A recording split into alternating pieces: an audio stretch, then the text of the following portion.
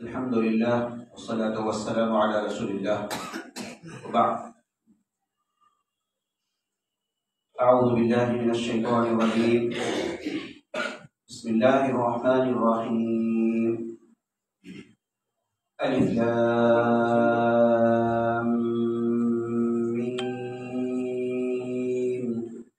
ذلك الكتاب لا ريب فيه هدى للمتقين الذين يؤمنون بالغيب ويقيمون الصلاة ومما رزقناهم ينفقون والذين يؤمنون بما أنزل إليك وما أنزل من قبلك وبالآخرة هم يوقنون أولئك على هدى من ربهم وأولئك هم المفلحون.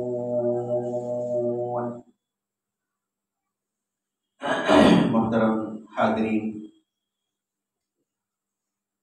ہفتہ واری درس قرآن کے موقع پر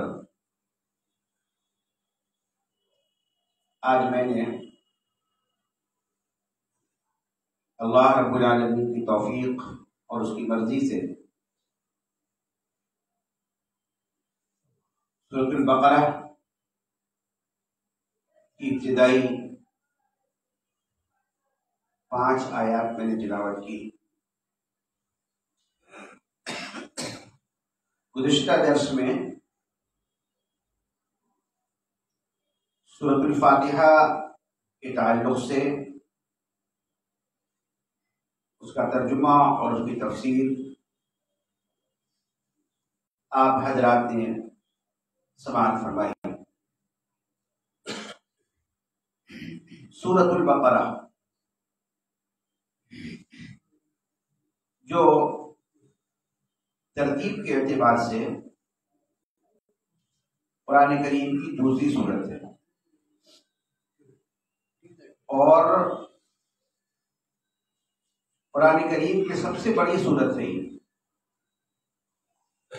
قرآن کریم کی سب سے بڑی سورت یہ سورت یعنی کہ سورۃ البقرہ ہے. اس سورہ کا نام سورۃ البقرہ کیوں ہے؟ وجہ تسمیہ،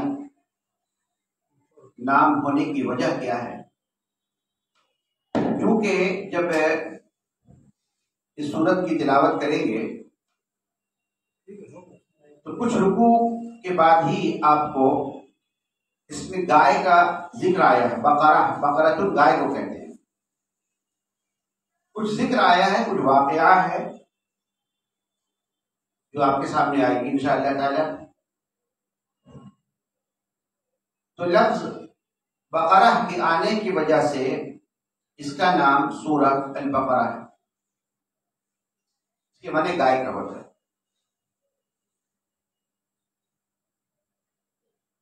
نزول کے اعتبار سے یہ مدنی صورت ہے، یعنی کہ قرآن کریم کی جو صورتیں ہیں بعض صورتیں مکہ میں نازل ہوئی اور بعض صورتیں مدینہ میں نازل ہوئی ہیں.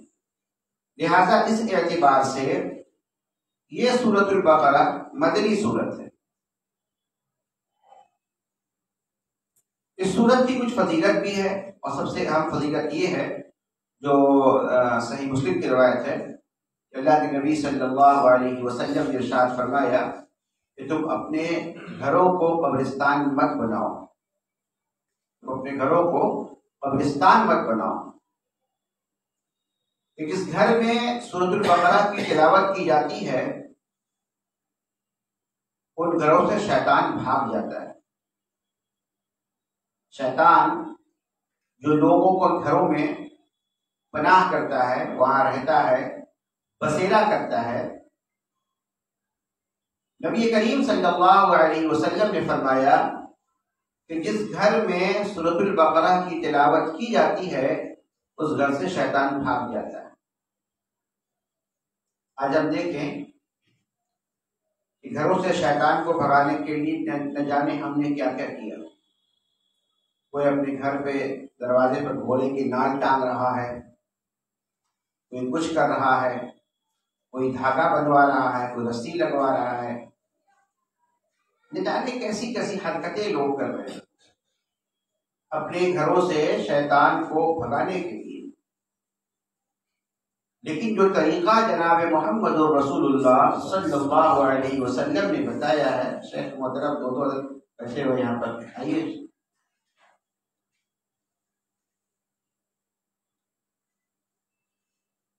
شیطان کو بھگانے کے سلسلے میں وہ یہ ہے کہ جس گھر میں سورۃ البقرہ کی تلاوت ہو اس گھر سے شیطان بھاگ جاتا ہے۔ بدقسمتی مسلمانوں کی یہ ہے کہ ہم اور آپ وہ عمل نہیں کرتے ہیں جس کا حکم ہمیں اللہ نے دیا اور جس کا حکم مجھے جناب محمد رسول اللہ صلی اللہ علیہ وسلم نے دیا ہو۔ اس کے بالمقابل بہت ساری چیزیں کرتے ہیں، ہم الٹ پھیر ادھر ادھر کا کام کرتے ہیں، لیکن صحیح کام جو ہے جو کرنا چاہیے وہ کام ہم نہیں کرتے۔ تو بہرحال اس سے پتہ چلا کہ سورت کی بڑی اہمیت ہے، اور اس سے بڑا فائدہ یہ ہے کہ جس گھر میں اس کی تلاوت کی جائے اس گھر سے شیطان بھاگ جاتا ہے۔ آئیے، اس سورت کی ابتدا الف لام میم 3 حروف سے ہے، جنہیں حروف مقطعات کہا جاتا ہے، الگ الگ پڑھے جانے والے حروف۔ قرآن کریم میں ایسی بعض صورتیں ہیں جس کی ابتدا حروف مقطعات سے ہوئی، الف لام میم صاد، الف لام را، الف لام میم را، کاف ہا یا عین صاد، طا ہا میم صاد قاف نون، یہ حروف مقطعات ہیں۔ اس کا معنی کیا ہے؟ اگرچہ بعض لوگوں نے اس کے معنی اور اس کے مفہوم کو بیان کرنے کی کوشش کی ہے اور اپنے عقلی گھوڑے دوڑائے ہیں کہ الف کا یہ معنی ہے اور لام کا یہ معنی ہے اور میم کا یہ معنی ہے، لیکن حقیقت یہ ہے کہ اس کا صحیح معنی صرف اللہ رب العالمین کے علم ہے۔ اور اگر اللہ رب العالمین نے اس کے معنی کو نبی اکرم صلی اللہ علیہ وسلم تک نہیں پہنچائی تو اس کے نہ پہنچانے میں بھی حکمت ہے۔ ہاں، لیکن اس بات پر ہمارا ایمان ہونا چاہیے کہ یہ جو الف لام میم یا الف لام میم صاد یا الف لام را یہ بے معنی نہیں ہے، بے معنی نہیں ہے، کچھ نہ کچھ تو معنی ہے، لیکن اس معنی کو نہ بتانے میں اللہ رب العالمین کی حکمت ہے۔ لہذا جس چیز کو اللہ رب العالمین نے ہم تک نہیں پہنچایا اس کو قریدنے کی، اس کو دیکھنے کی، اس کے اندر جانے کی، اپنے عقلی گھوڑے دوڑانے کی ہمیں کوشش نہیں کرنی چاہیے۔ بعض مفسرین نے، اگرچہ ان کو مفسر کہا جاتا ہے، ان لوگوں نے کوشش کی اپنی گھوڑے دوڑائے، الف کا الگ معنی نکالا، کاف کا یا عین صاد کا الگ معنی نکالیے، کاف کا یہ معنی ہے اور ہاں کا یہ معنی ہے۔ اور بعض جاہلوں نے تو ایسا یہاں تک کیا، میں پڑھ رہا تھا ابھی، سنیں تو شاید ہنسی آ جائے، کسی نے کہا کہ کاف کے معنی قسطنطنیہ ہوتا ہے، کیونکہ قسطنطنیہ کاف سے ہوتا ہے، کاف سے بھی نہیں ہوتا ہے۔ وہ عقلی گھوڑے دوڑانے والوں کی یہ حالت ہے۔ لہذا ہمیں اگر قرآن کریم کو پڑھنا ہے، اس کو سمجھنا ہے یا اس کو سمجھانا ہے تو ہمیں اتنی ہی کرنی چاہیے جتنی تفسیر اور جتنی باتیں خود نبی کریم جناب محمد رسول اللہ صلی اللہ علیہ وسلم جو قرآن کریم کا ترجمہ اور اس کی تفسیر بیان کرنے والے تھے، جتنی باتیں انہوں نے بتائی ہے ہمیں اسی دائرے میں رہ کر باتیں کرنی چاہیے۔ تو الف لام میم پہلی بات جو حروف مقطعات ہے، دوسری بات بے معنی نہیں ہے، یا ایسا نہیں ہے کہ اس کے پڑھنے سے کوئی فائدہ بھی نہیں ہے۔ کیوں؟ اللہ کے نبی صلی اللہ علیہ وسلم نے فرمایا لا اقول الف لام میم حرف، تم یہ مت کہو کہ الف لام میم حرف ہے، بل الف حرف، الف ایک حرف ہے، لام ایک حرف ہے، میم ایک حرف ہے۔ تو الف لام میم یہ 3 حروف ہوئے، لہذا ان 3 حروف کے پڑھنے والے کو کتنی نیکیاں ملتی ہیں؟ 30 نیکیاں ملتی ہیں۔ پتہ چلا پیمانے بھی نہیں ہیں، اگر پڑھا آپ نے الف لام میم تو نیکی بھی ملی اس کو، یہ الف لام میم۔ اس کے بعد اللہ رب العالمین فرماتا ہے ذالک الکتاب لا ریب فیہ، یہ کتاب ہے، الکتاب، ذالک الکتاب، یہ ایک ایسی کتاب ہے، ذالک الکتاب، کتاب اگر کسی کو بولا جا سکتا ہے تو وہ قرآن کریم ہے۔ کتاب اگر کسی کو بولا جا سکتا الکتاب تو وہ قرآن مجید ہے۔ اللہ نے فرمایا ذالک الکتاب، یہ وہ کتاب ہے، کون سی کتاب ہے؟ لا ریب فیہ، ریب کا معنی ہوتا ہے شک کا، بعض مفسرین کا ترجمہ کیا لا شک فیہ، اس میں کوئی شک نہیں ہے۔ دیکھیے ابھی جب آپ سورۃ الفاتحہ کا ترجمہ پڑھ لیتے ہیں، سورۃ الفاتحہ تلاوت کر لیا آپ نے، اس کو پڑھ لیا، اب دوسری سورت جو قرآن کریم کی شروع ہوئی سورۃ البقرہ، اب اس کتاب کے پڑھنے جب آپ پڑھنا شروع کریں گے تو اس کے اندر بہت ساری باتیں آئیں گی، پچھلے انبیاء کی باتیں آئیں گی، ان کے عروج کی باتیں آئیں گی، ان کے زوال کی باتیں آئیں گی، قوموں کے عذاب کی باتیں آئیں گی، بہت ساری باتیں آئیں گی۔ لیکن ابھی شروع کرنے سے پہلے آپ کو یہ بتایا جا رہا ہے کہ اس کتاب کے پڑھنے میں شک نہیں ہونی چاہیے، آپ کو دل کو پہلے صاف کر لو، اپنے دل کے اندر اس عقیدے کو بٹھا لو، اس بات کو بٹھا لو کہ اس قرآن کریم کے پڑھنے کے شروع سے لے کر کے اخیر پہنچنے تک جتنی بھی باتیں آئی ہیں وہ تمام کی تمام باتیں منزل من اللہ ہے، اللہ رب العالمین کی جانب سے نازل کرتا ہے۔ اللہ رب العالمین نے وحی کے ذریعہ سے، جبرائیل علیہ السلام کے ذریعہ سے آخری نبی جناب محمد الرسول اللہ صلی اللہ علیہ وسلم کے قلب اطہر پر نازل فرمایا ہے، اور وہاں سے یہ قرآن صحابہ کرام تک پہنچی اور وہاں سے ہم تک پہنچتا ہوا چلا آ رہا ہے، اور قیامت تک آنے والے لوگوں تک پہنچتی چلی جائے گی۔ لیکن ہمیں اس بات پر ایمان لانا ہوگا، اس قرآن کریم کے اندر جو باتیں بھی ہیں، جو حکم بھی ہیں، جو واقعات بھی ہیں، وہ تمام کی تمام تر باتیں منزل من اللہ ہے، اللہ رب العالمین کی جانب سے نازل کرتا ہے، اس میں کچھ شک نہیں ہے، کوئی شبہ نہیں ہونی چاہیے۔ یہ کانسیپٹ پہلے کلیئر کر لو۔ بھائی کسی کمپنی میں آپ جاتے ہیں تو اس کا کچھ ٹرمس اینڈ کنڈیشن ہوتا ہے، آپ اس کو دیکھنا پڑتا، سمجھنا پڑتا ہے، ہمیں کیا کرنا ہے، کیسے رہنا ہے، کیا ہے، کن چیزوں کو ماننا ہے، رولز فالو کرنا ہے، تب آپ کی گاڑی آگے بڑھے گی۔ تو قرآن کریم کو مکمل کرنے سے پہلے شروع کرتے وقت آپ کے ذہن و دماغ میں یہ بات کو بٹھا دیا گیا کہ تمہارے دل میں شک نہیں ہونا چاہیے، شبہ نہیں ہونی چاہیے کہ یہ کیا بات ہے، کون سبا ہے، کون ہدہد ہے، اور کون سا پرندہ کیسے لے کر کے آیا، اور کیا وہ تخت اٹھا کر لے گیا، کیا باتیں سمجھ میں نہیں آ رہی، کہاں کی باتیں ہیں، یہ سب باتیں نہیں ہونی چاہیے۔ اسی کو اللہ رب العالمین نے ذکر فرمایا ہے سورہ الف لام میم سجدہ کے اندر، جمعہ کے دن فجر کی نمازیں پڑھی جاتی ہے، الف لام میم تنزیل الکتاب لا ریب فیہ من رب العالمین۔ کتاب کیا ہے؟ منزل من اللہ ہے، اللہ رب العالمین کی جانب سے نازل کردہ کتاب ہے۔ اللہ رب العالمین نے فرمایا ذالک الکتاب لا ریب فیہ، یہ کتاب ہے، نہیں کوئی شک اس میں، اس کتاب میں کسی طریقے کی کوئی شک اور شبہ کی گنجائش نہیں۔ اب اللہ تعالیٰ فرماتا ہے ہدی للمتقین، یہ کتاب تو کتاب ہدایت ہے، یہ کتاب ہدایت ہے۔ سب سے پہلی بات یہ جان لیں، یہ کتاب جو اللہ رب العالمین نازل فرمائی ہے میری اور آپ کی ہدایت کے لیے۔ اس کتاب کو اگر ہم پڑھیں گے تو یہاں آپ کو سائنس بھی ملے گا، یہاں آپ کو ہسٹری بھی ملے گی، تاریخ بھی ملے گی، ساری چیزیں ملے گی آپ کو.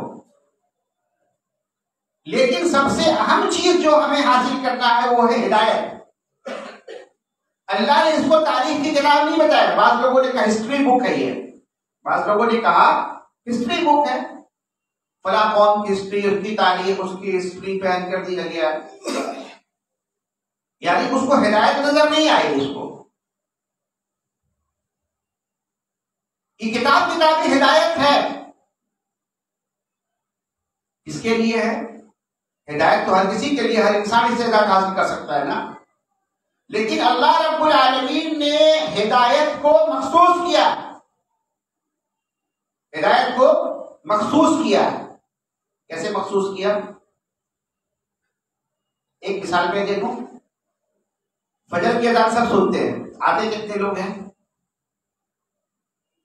آتے کتنے لوگ ہیں؟ آپ اندازہ لگا لیں اس بات. آواز سب کے کان میں جا رہی ہے. نماز کے لیے حاضر کتنے لوگ ہوئے اس کو دیکھیے. یہ کتابیں، اس کتاب کو تو کتاب ہدایت اللہ نے بتایا ہے، ہدی للناس، یہ تمام لوگوں کے لیے ہدایت کا ذریعہ ہے. لیکن ہدایت حاصل کس کو ہوگی؟ ہدایت حاصل اس کو ہوگی جو ہدایت کے حاصل کرنے کی کوشش کرے گا، جس کے دل میں لگن ہوگی، جس کے دل میں تڑپ ہوگا کہ ہمارے اندر تبدیلی آئے. ہم انسان اپنے عقائد پر غور کریں. جو بدعقیدیاں اس کے اندر پائی جا رہی ہیں، جو بدعمالیاں اس کے اندر پائی جا رہی ہیں، جو برے اخلاق اور برے کردار اس کے اندر پائے جا رہے ہیں، ان برے اخلاق کو، برے کردار کو وہ دیکھے، غور کرے اور سوچے کہ یہ ہماری بد اخلاقی کب دور ہوگی، کیسے دور ہوگی. یہ بدعقیدگی کہ ہم ایک اللہ کے بجائے نہ جانے کتنے غیروں کے سامنے اس کے در پر جا کر دستک دے رہے ہیں اور سجدے کر رہے ہیں اور نہ جانے مرادیں اور منتیں مانگ رہے ہیں. اپنی بدعقیدگیوں پر غور کرے اور اللہ سے ہدایت کی دعا مانگے. اللہ سے اللہ کو سیدھے راستے پر لگا دے. آپ کو نا سورۃ فاتحہ میں نے کہا نا آپ کو کہ سیدھے راستے کا ملنا بہت اہم ہے. انسان کو سیدھا راستہ مل جانا بہت بڑی بات ہے، بڑی کامیابی ہے جس کو سیدھا راستہ مل گیا. اور اس سیدھے راستے کی دعا ہمیشہ کرتے ہمیں، ہر روز کرتے ہیں نماز میں، اہدنا الصراط المستقیم. سیدھے اللہ ہمیں سیدھا راستہ دکھاتے ہیں. ہم کو جو سیدھے راستے پر ہوں گے وہی متقی ہیں. جو انسان تقوی حاصل کرتا ہے، اللہ رب العالمین کا ڈر، اللہ کا خوف اور اللہ رب العالمین کے سامنے حاضر ہونے کا احساس اور اللہ رب العالمین کے سامنے اس کے اعمال کے پیش ہو جانے کا احساس اور وہاں کی جزا اور سزا کا خوف، یہ ساری باتیں جب ہوگی وہ انسان سیدھے راستے پر لگنے کی کوشش کرے گا. اور جب انسان سیدھے راستے پر لگنے کی کوشش کرتا ہے تو اللہ تعالیٰ اس کو راستہ دکھاتا ہے. وَالَّذِينَ جَاهَدُوا فِينَا لَنَهْدِيَنَّهُمْ سُبُلَنَا.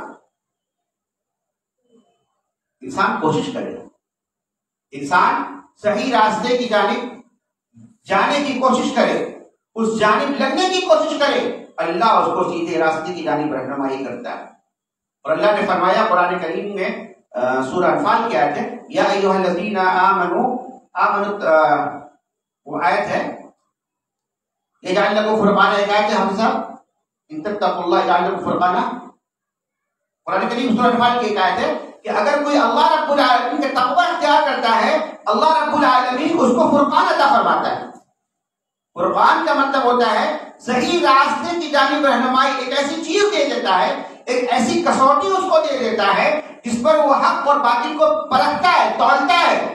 کیا بدعقیدگی ہے، کیا صحیح عقیدہ ہے، کیا بدعمالی ہے، کیا عمل ہے، کیا صحیح عمل ہے، اس کو وہ تولتا ہے، اس کو وہ جانچتا ہے. ان تتقوا اللہ، سورہ انفال کیا ہے، ان تتقوا اللہ یجعل لکم فرقانا. اگر تم اللہ رب العالمین کے تقوی اختیار کرو گے اللہ تم کو فرقان عطا فرما دے گا.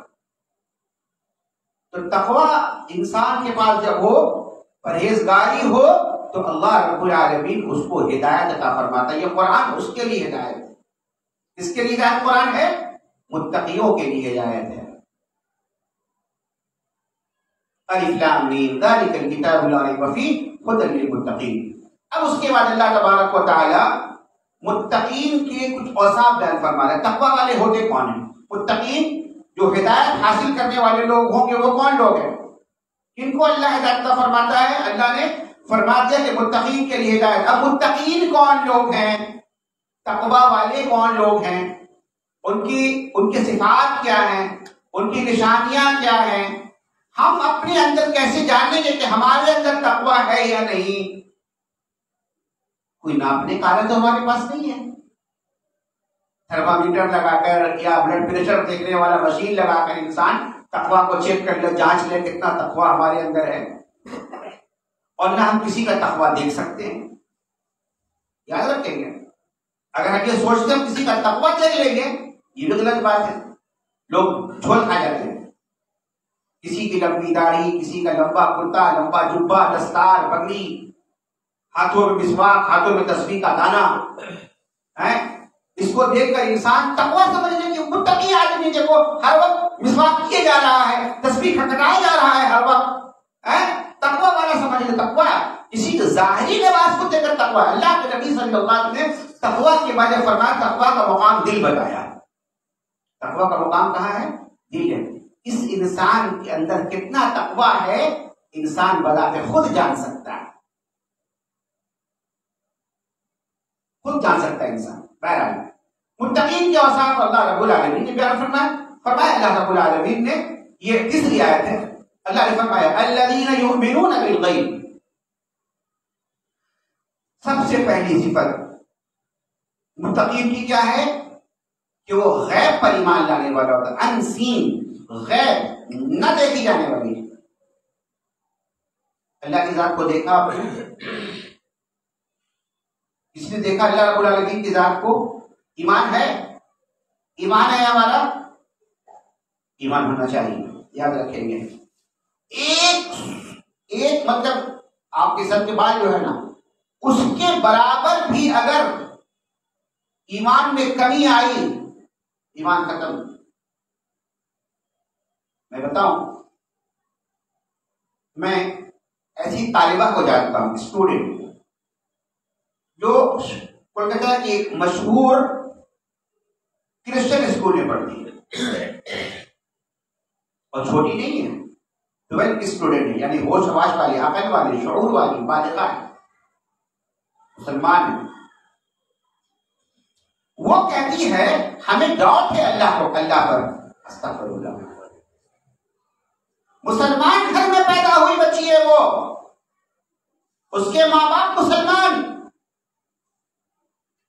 لیکن وہ کہتے ہیں ہمیں شک ہے، ایسا بھی کچھ ہے، کوئی اللہ ہے،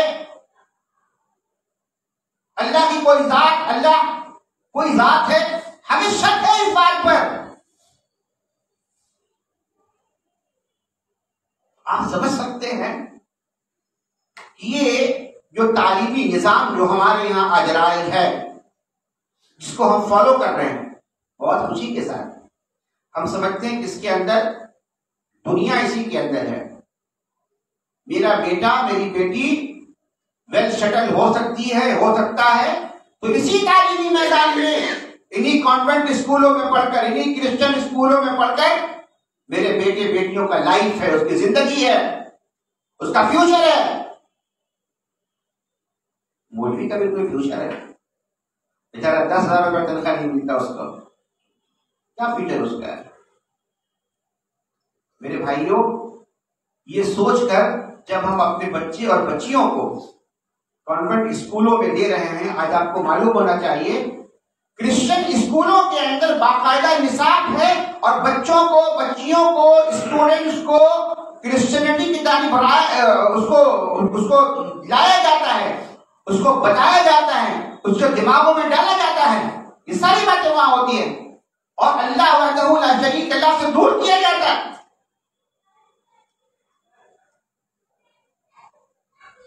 متقی کون ہے؟ غیب پر ایمان لانے والا. تو ہمارا ایمان مضبوط ہونا چاہیے اللہ رب العالمین کی ذات پر. اس کائنات کا چلانے والا، اس کائنات کو بنانے والا، اس کائنات کو چلانے والا ایک ذات اللہ رب العالمین کی ذات ہے، اور اسی ذات واحد پر ہمارا ایمان لانا ہے اور اسی کی عبادت کرنی ہے، اسی سے ماننا ہے، اسی کے سامنے سر کو جھکانا ہے. غیب کسے ہے؟ اللہ رب العالمین کی ذات پر ایمان لانا ایمان بالغیب میں سے. ملائکہ پر ایمان لانا، جنت پر ایمان لانا، جہنم پر ایمان لانا،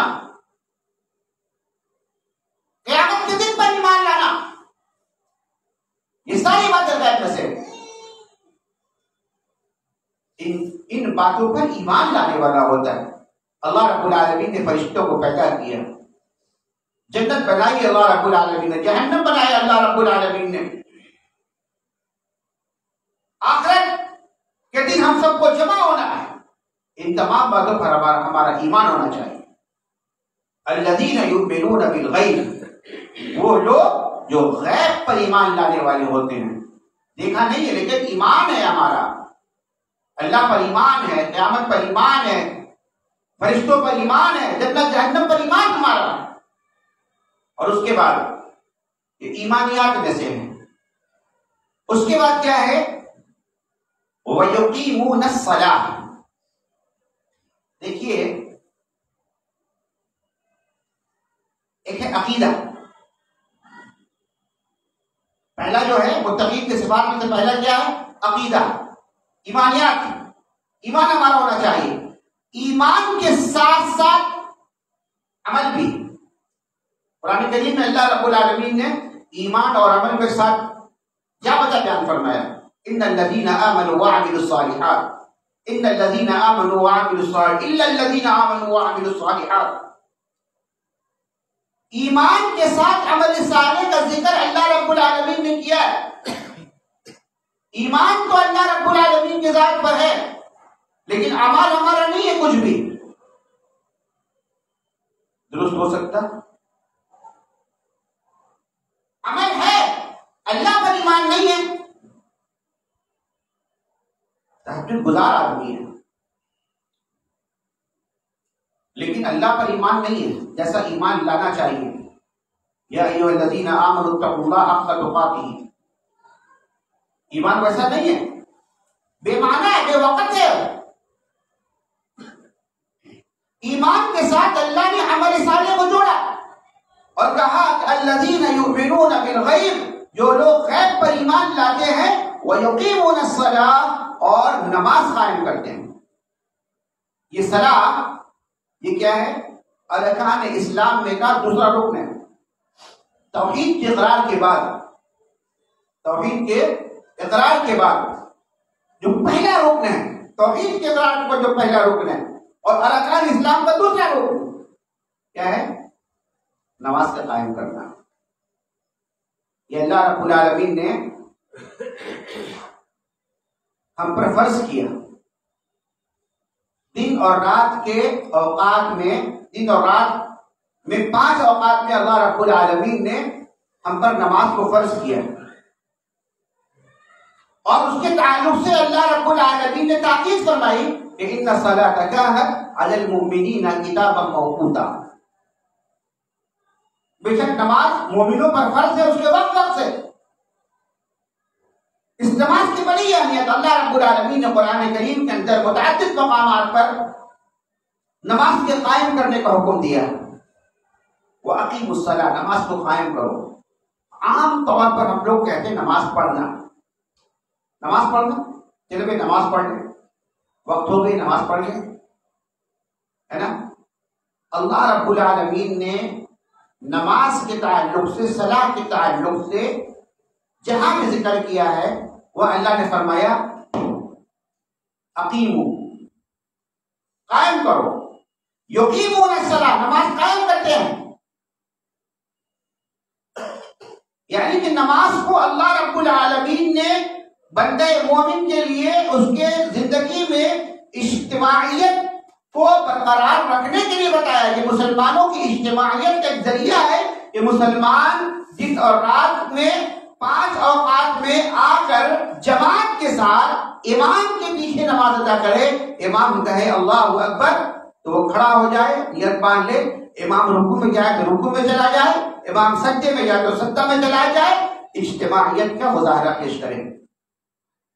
اور یہی وجہ سے حدیث میں اللہ کے نبی صلی اللہ علیہ وسلم فرمایا ہے کہ اکیلے پڑھنے والا نمازی، جو نمازی نماز کو اکیلے پڑھتا ہے، اور ایک آدمی جو نماز جماعت کے ساتھ پڑھتا ہے نا، نماز تو وہی ہے، آیا تکبیر کیا، اللہ اکبر کا، ثنا پڑھا، دعا استفتاح پڑھا، فاتحہ پڑھی اس نے، سورہ پڑھی اس نے، رکوع میں گیا سبحان ربی العظیم پڑھی، سجدے میں گیا سبحان ربی الاعلی اس نے پڑھی، تشہد میں جو دعا ہے اس کی طرح اس کو پڑھا اس نے۔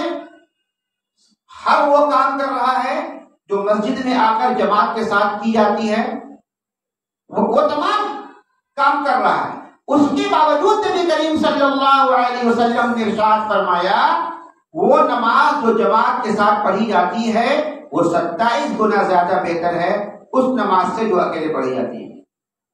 کیوں؟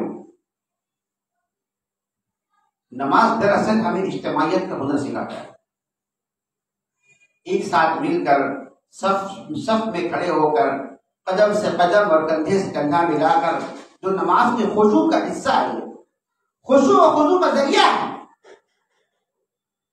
انسان مسجد آئے، صف میں کھڑا ہو، صف لگائے، قدم سے قدم ملا لے، کندھے سے کندھا ملا لے، دل کی کدورت ختم، دل کی کدورت ختم۔ اتحاد کے لیے آپ جتنی کانفرنس کر لیں، بڑے سے بڑا کانفرنس کر لیں، بڑے سے بڑے مقرر کو اور جنہیں چاہے آپ بلا لیں، بہترین ذریعہ جو بتایا گیا ہے اتحاد کا وہ کیا ہے کہ جماعت کے ساتھ نماز ادا کی جائے۔ تو اللہ نے فرمایا وَيُقِيمُونَ الصَّلَاةَ، اس کے بعد اللہ رب العالمین نے فرمایا، دیکھیے صلاۃ کے ساتھ اس کا ذکر آیا ہے، ایک بہت اہم نقطہ یہاں پر علماء نے بیان کیا ہے، وَمِمَّا رَزَقْنَاهُمْ يُنْفِقُونَ، کہ جو کچھ ہم نے تم کو دیا رزق میں سے، روزی میں سے، مال میں سے، جو کچھ ہم نے دیا ہے وہ اللہ کی راہ میں خرچ کرتے ہیں۔ یہاں عام انفاق فی سبیل اللہ کا حکم ہے، بعض جگہ اللہ نے فرمایا خاص جو ہے زکوٰۃ، اس کے بارے میں وَأَقِیمُوا الصَّلَاةَ وَآتُوا الزَّکَاةَ، صلاۃ قائم کرو، زکوٰۃ ادا کرو۔ یہاں فرمایا وَيُقِيمُونَ الصَّلَاةَ وَمِمَّا رَزَقْنَاهُمْ، جو کچھ رزق ہم نے تم کو دیا۔ رزق کے تعلق سے اللہ رب العالمین نے جو بات بیان فرمائی یہاں پر ہے، وہ کہا کہ ہم نے رزق تم کو دی، یعنی رزق جو ہم کو میرے پاس ہے اس کا اصل مالک کون ہے؟ اللہ رب العالمین کی ذات ہے۔ یہ رزق اللہ کے جانب سے بھی، اللہ نے دیا ہے ہمیں، اس میں ہمارا کوئی عمل دخل نہیں ہے۔ اگر لوگ یہ سمجھیں کہ بہت محنت کیا، بہت مزدوری کیا، میری محنت کی وجہ سے آج یہ پیسہ ہمارے پاس ہے، ورنہ کہاں، ایسی بات نہیں ہے۔ اگر محنت اور مشقت سے مال حاصل کر لیتا انسان، مالدار انسان بن جاتا، تو سب سے زیادہ مالدار کیرنگ اسٹیٹ کا موٹیا مزدور ہوتا، ٹھیلا چلانے والا ہوتا، مال ڈھونے والا ہوتا۔ رمضان کے مہینے میں بوڑھا مسلمان روزہ رکھ کر کے مال اٹھا کر کے لے جاتا ہے، سب سے زیادہ دولت مند ہوتا۔ اگر محنت کے بنیاد پر انسان مالدار بن جاتا تو مال کا مالک اللہ کسے چاہتا مال دے دیتا ہے، یہ اللہ کے اختیار میں ہے۔ اسی لیے اللہ نے فرمایا وَمِمَّا رَزَقْنَاهُمْ، جو کچھ رزق ہم نے تم کو دیا ہے، اس کو دیا وہ کیا کرتا ہے، وہ اس مال میں سے وہ اللہ کے راہ میں خرچ کرتا ہے۔ یہ کس کی صفت ہے؟ کس کی صفت ہے؟ یہ کس کی پہچان ہے؟ تقویٰ والے کی پہچان ہے، متقین کی صفت ہے۔ وہ متقین جن کے لیے قرآن ہدایت کا ذریعہ بنتا ہے، ان کے بارے میں اللہ تعالیٰ فرماتا ہے ہدی للمتقین الذین یؤمنون بالغیب، وہ جو ایمان لاتے ہیں الذین یؤمنون بالغیب، جو غیب پر ایمان لاتے ہیں، ویقیمون الصلاۃ، اور نماز قائم کرتے ہیں، ومما رزقناہم ينفقون، اور وہ جو کچھ ہم نے اس کو دیا ہے ان سے وہ اللہ رب العالمین کے راہ میں خرچ کرتے ہیں۔ اس کے بعد کچھ اور صفت ہے، اس کی متقین کی صفت ہے۔